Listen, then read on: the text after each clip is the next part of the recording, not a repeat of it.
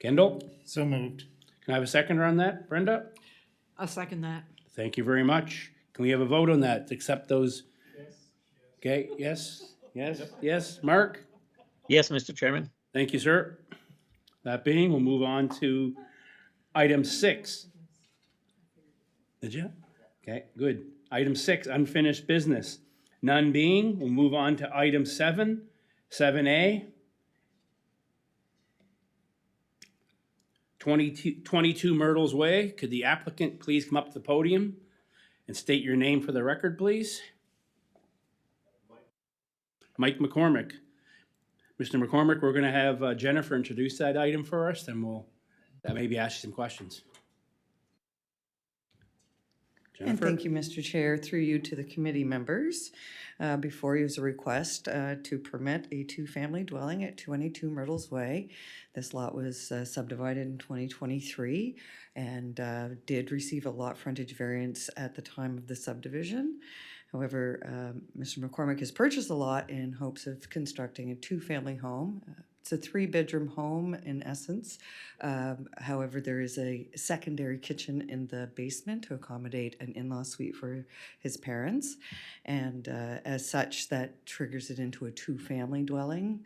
The requirements of a lot and a lot area and frontage is found in Table 4 of the zoning bylaw. For a rural property, not serviced by any municipal services, so everything is on site. The requirements are 5350 square meters for area and 59 meters for frontage. So we'd be looking at providing a 1303 square meter lot area variance and a 20.3 meter lot front variance to permit the development of the in-law suite. The configuration, the lot also requires a variance for a side yard setback. As the committee is aware, in the rural, lots are required to have a building setback at least 30 meters to one side. That is in case of densification. If municipal services do reach that area, then the lot could be subdivided further for more development. Staff do not foresee that happening anytime in the near future or distant future, and therefore we don't have any concerns with approving the setback to that 30 meters. I did notice that the staff report does ask for a 14.4 meter setback. I did take the site plan that Mr. McCormick submitted. I had the GIS technologist put it into our system. I couldn't quite make out the measurement on the site plan at the time, so that's why I asked our GIS technologist to do that. So they thought it was around a 15.6 meter setback, but the site plan you've provided clearly identifies 15. So my recommendation to the committee would be to approve a 15 meter side yard setback to section 25F3. I'm available to answer any questions the committee might have. Thank you. Thank you, Jennifer. Mr. McCormick, you would have received the same package we did in the mail. Is there anything you'd like to add or discuss prior to members of PAC or the public asking any questions? No, I'm good. Okay, thanks. Any members of PAC like to ask the applicant any questions?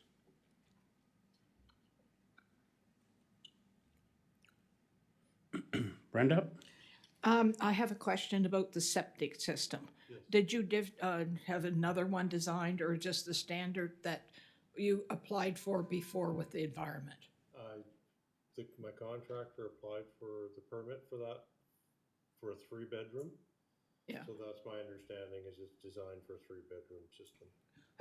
Okay, but I guess when I read that, you wanted a 4-bedroom. Yes. That was declined by our environment. Yes, So you're going to do a 3-bedroom yes, and a granny suite, which has a bedroom. So you're backed up to 4 bedrooms. No. It's a 1-bedroom and a den upstairs and 2 bedrooms downstairs. So it's just going to be 4 or 3 bedrooms in total? Yes. That doesn't read it like that to me, right? Go ahead, Jennifer. So it's a sewage system that I was, When my contractor applied originally, he applied for a 3-bedroom. Yeah. The system was designed for 3-bedroom, not 4-bedroom. And the lot wasn't big enough, from my understanding, to have a 4-bedroom, so I had to change and go back to 3-bedroom dwelling. So the plan that was submitted was designed for 3 bedrooms. Okay, the new plan, 3 bedrooms. Yes, Although one is an in-law suite or granny suite. pardon me? One is an in-law suite or granny suite or whatever you want. It's Yes, a separate entity, but just 3 bedrooms. 3 bedrooms total in the whole dwelling. Okay. Yeah. Thank you. Any other questions for the applicant from members of PAC? Brent? 2 septic systems we're putting in here, or 1? This is where, it's 2 dwellings, correct? Technically, it's considered a 2-dwelling unit because of the second kitchen in the basement for his parents' support. However, it is a 3-bedroom dwelling. The original application was for a 4-bedroom. However, he has revised his plans to be a 3-bedroom home, which is acceptable to the province. And so staff really have no concerns with it because there are only 3 bedrooms and it will be only supporting 3 people. So is there, Mr. McCormick, is there 1 septic system or 2? Like, Septic. yeah, that's what I thought, it was 1, yeah. Okay, thank you. Any other questions for the applicant? None being, is there anyone in the audience or online willing to speak for or against this item? Is there anyone in the audience or online willing to speak for or against this item? Third and final time, is there anyone in the audience or online willing to speak for or against this item? None being, would a member of PAC like to put a motion for or against with terms and conditions? Okay, Mr. Mason. I recommend the Planning Advisory Committee approve 15.0. Is that correct? 15.0 meter variance from section 25F3 of the zoning bylaw number 38.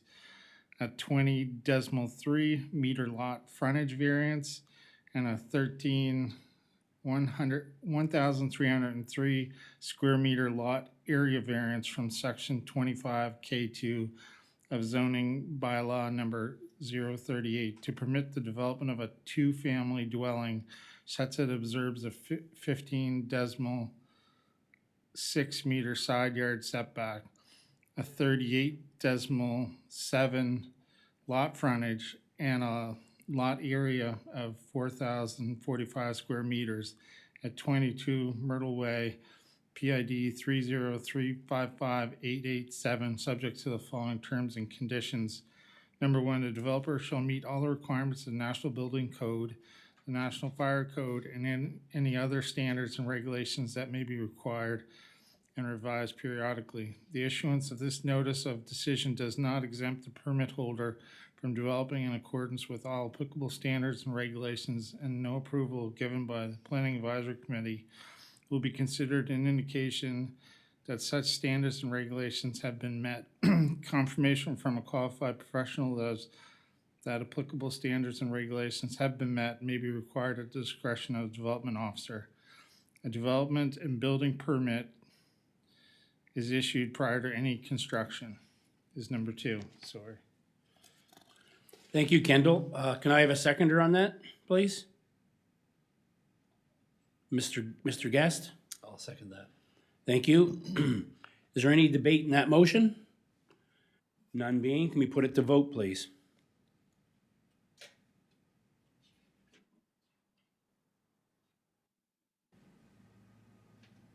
That motion's carried unanimously, 5 to 7 business days. You have a letter in the mail. Please work with the town to have all necessary documentation and paperwork together. Thanks, Mike. Take care. Enjoy yourself. Good luck.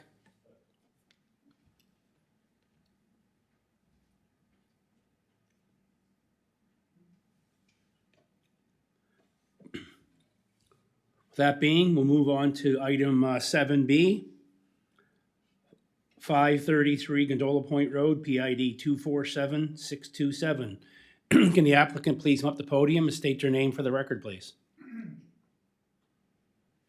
Good evening, Mr. Chairman. Ken Salmon.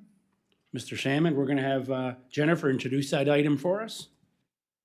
Thank you, Mr. Chair, and through you to the committee members. Before you is a request for a 2.5-story attached garage addition at 533 Gondola Point Road. There are 4 variances that I see that are requested. 6F1 is a foundation for the 1 meter above the center grade of the road. The foundation in this case is at 0 meters, so it's right at the street level, so it will require a 1 meter variance to 6F1. Section 6BB is for a review of waterfront properties to ensure that WAWA permits are issued if required. Mr. Salmon has provided us with a WAWA permit for the works that he's proposing. Section 8E1A is in relation to a height variance. The mean grade is how the bylaw calculates height. Although it's 2.5 stories, 39 feet from the riverside, it's 29 feet in height from the street side. We sort of calculate that out to a mean grade.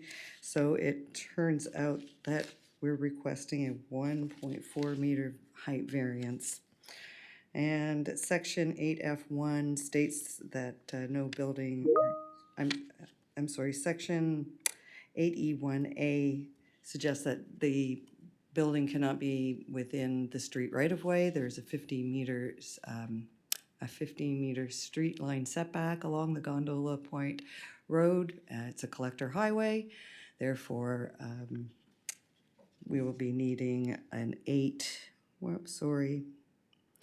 we will be requiring, I thought I could memorize this, but not quite, a 1.4 meter height variance, a 1 meter variance for the street right-of-way, and a 6.3 street line setback.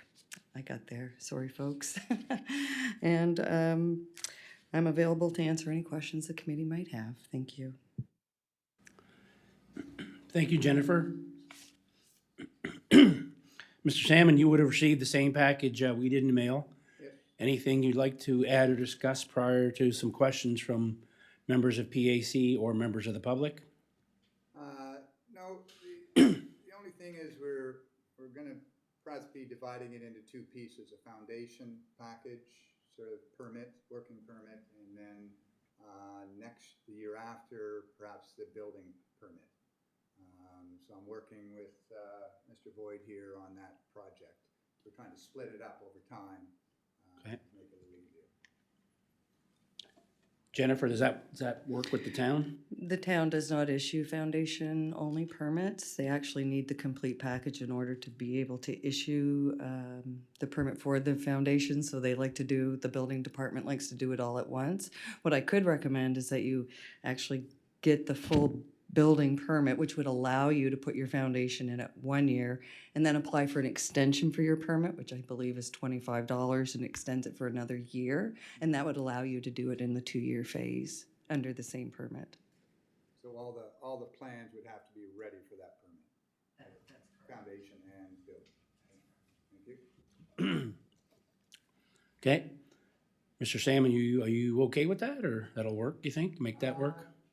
I guess it'll have to work Yeah. if those are the rules.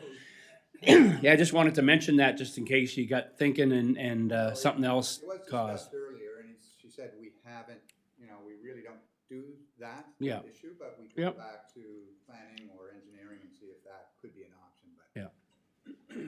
Okay, thank you. Any members of PAC have any questions for the applicant? Mr. Bishop? Yeah, Mr. Chairman, how long have you lived at that residence? Right now, it's being rented. It will be my retirement home. And it was my grandmother's property, went to my father and my mom. And I've sort of taken over and built that property, built the building there in '91. So the goal is so I haven't never lived there. How long have you owned it? Since '91, I built Okay, that's that fine. structure. So in 2019, did it flood? No, Okay. not at all.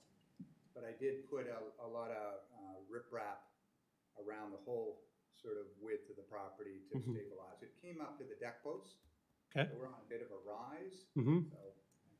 Yep. Yeah. Yep. Nope, that's all I need to know. Thank you. Any other questions from PAC members to the applicant? Brenda? Just a quick one. Their garage is so much higher than the house. What's the height of the house versus the height of the garage from the street? Pardon again? The garage is going to be towering above the Yeah. house. How high is the house versus the height of the garage from the street? So it's 29 feet to the top of the house roof, Okay, right? And 38 feet. So we're a difference of 9 feet. okay, just in the picture, it looks higher. And what are your plans for the bottom level? The bottom will be storage, sort of summer furniture, boating items, you know. I was looking at a slab, but because it's on a bit of a hill, it Yeah. suggested, you know, might as well just put the foundation right down, make a whole sort of space down there. And one of my neighbors down the way did that with their garage without a loft. And they use it for storage quite a bit. And is there going to be plumbing in that new garage? Yes, So when people come, there's going to be a bathroom or something in the loft or? yes, yeah. So- Yeah. Okay, The goal is to make it sort of comfortable for family visiting. The ultimate goal is, this is being moved along to my 3 boys.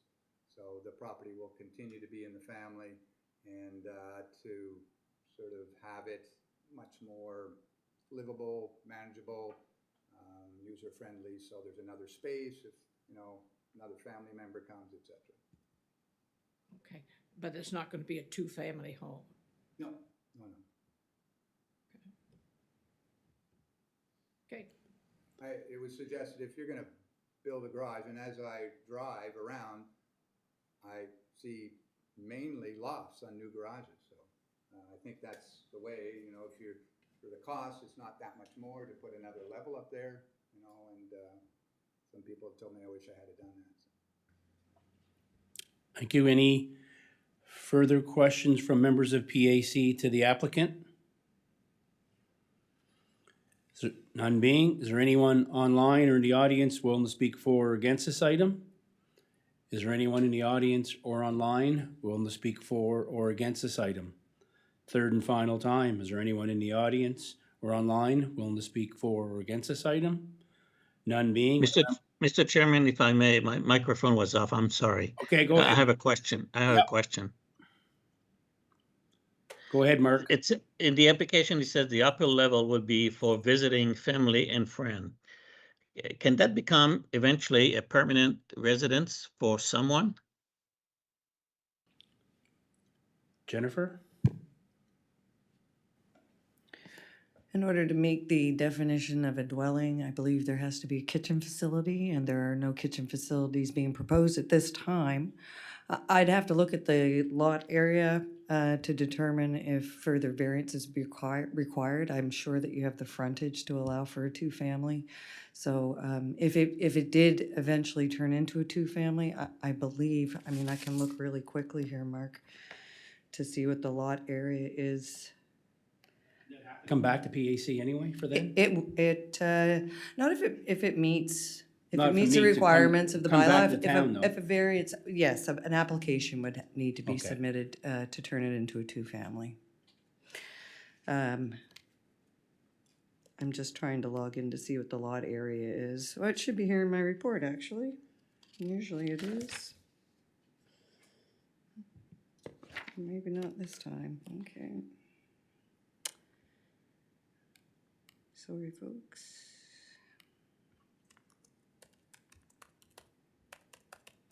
So that I'm clear perhaps here, on the loft area, what would be there? Would it be like a full kitchen, bathroom, bedroom, or just a bedroom, no plumbing? Is that for me? Can you answer that? The goal would be have plumbing, a washroom, and, you know, if another family member is coming with children or just visiting, you want a washroom maybe a hot plate or something to cook on, microwave, but it's not meant to be two-family dwelling. That answer your question, Mark? Yes and no. I'm not sure, like, my concern is that eventually it could become a second residence on the same property. And that's my concern, which we would require different uh, uh, bylaws, I guess. Well, I can advise the committee that there is 2,272 square meters of land area available, and the lot frontage is quite large. The requirements of the bylaw for a second-family dwelling on a lot that is serviced by municipal sewer is 1,330 square meters and a lot frontage of 38 meters. So it appears that he does have, the lot does have available to support a two-family, if that is what eventually does happen. Again, if it is a two-family home, an application would need to be submitted, and it would need to be vetted through the building application for any kitchen that would be added or anything of that nature. So we should be receiving, if in the event Mr. Salmon does wish to turn it into a two-family home, he has the space available, he has the frontage available, and all we would require would be an application through the building permit process to turn it to a two-family home, ensuring that we are getting the second sewer account and taxing it appropriately as well. Thank you. Brenda? Just one more quick question. How many cars can you park in by where you're building your garage is that gravel area, right? Yeah. So where the other people come to visit will they park? Well, in front of the house, there's probably 2 to 3 spots for cars before you hit the lawn, going sort of upriver. And then so 2-car garage, sort of a car in front of each garage. And there's plenty of space to the left facing the river that the town put the culvert in, and that's what really sparked this whole project. I've got sort of land that the town sort of provided with the culvert to improve that watershed, and so there's a fair bit of parking, and I'd actually like to have a garden in that area, eventually. But there should, and beside the garage, there'll be parking as well. That's all leveled out, which was all a gully before. It went over down to the stream, and there was scrub land. So this, provided, a whole new space. Now we're trying to. When the culvert was pulled in, Pardon? when that was town put a culvert in, that was. Yeah, so there's lots of space there for extra parking, et cetera. Okay. Thank you, Brenda. Any further questions from PAC? I'll ask the third and final time, is there anyone online or in the audience willing to speak for or against this item? None being, would a member of PAC like to put a motion for or against with terms and conditions, please? Mr. Preston?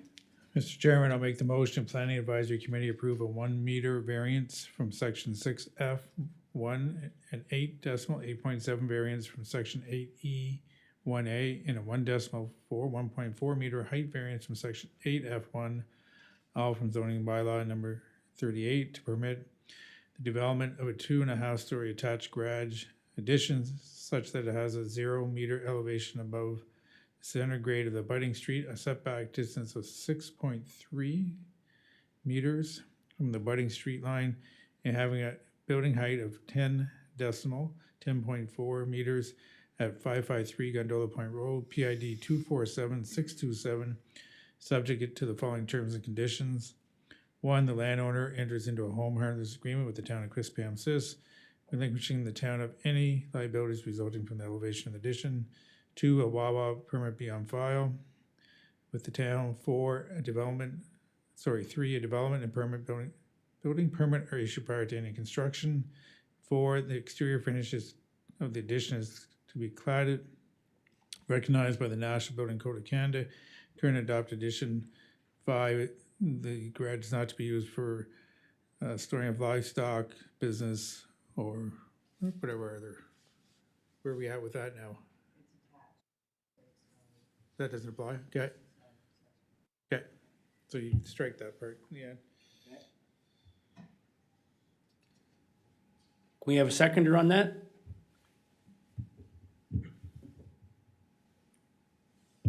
Kendall? I'll second that. Okay, with that being, any debate on that motion?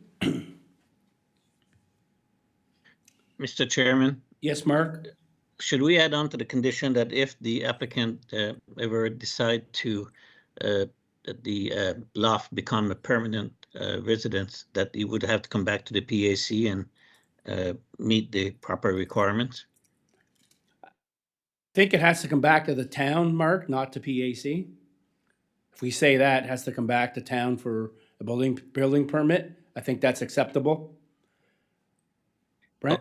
I'm fine, but how would we know if this become a permanent resident or not a permanent, or today, or just for friends and family? Right now, I don't think we would. We'd have to take his word that he has to come back to town for a permit. I'm fine with that, but we're just gonna make sure we're meeting the requirement, that's all. Yep. Kendall, you okay with that? Did you have that? Perfect, okay. Can we have a vote on that?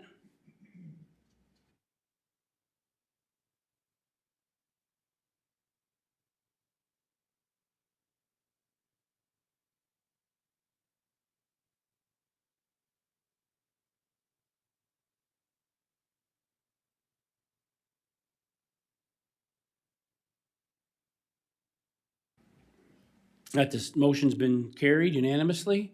In 5 to 7 business days, you'll have a letter in the mail, so please work with the town to have all necessary documentation and paperwork in place, and speak to them regarding your dual staging of your construction, how that's gonna function and operate, and thank you very much and best of luck. You're welcome.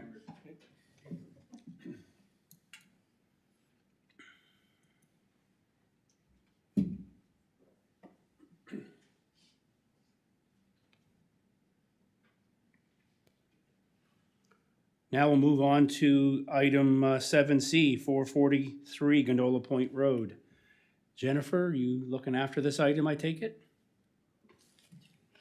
Yes, excuse me. Pardon me, Mr. Chair. Yes, actually, legal counsel reached out when they were writing the, I believe, a hold harmless agreement for that specific item, and said that the wording suggested that we had permitted the fence to be built on the street right of way, which of course we didn't. It was on the abutting property line, so legal counsel suggested that we return it to the PAC just as an amendment to the notice of decision to change that one word from on to near. So it's just to bring it to the committee's attention, and so that they would, be aware that this request is being made, and perhaps even have a motion on it. Thank you. Thank you. Can I have a motion to accept that comment, please? To near? Mr. Chairman, I put a motion for it to accept this. Thank you, change, Mark. yeah. Can I have a seconder on that? Brent? Chairman. Thank you. Can we have a vote on that, please?